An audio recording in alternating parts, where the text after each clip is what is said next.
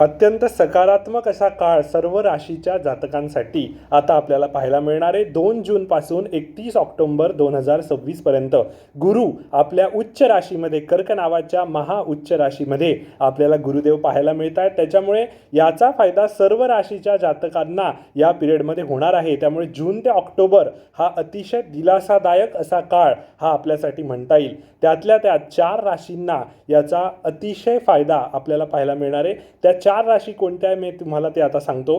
सगळ्यात आधी कर्क राशीला याचा खूप फायदा तुम्हाला पाहायला मिळणार आहे, कारण कर्क राशीमध्येच उच्चीच्या स्थितीमध्ये गुरुदेव राशी परिवर्तन करतायत 2 जूनपासून। त्यामुळे कर्क राशीला फायदा होणार आहे। तूळ राशीच्या जातकांना सुद्धा याचा विशेष फायदा होईल त्यांच्या करिअरसाठी।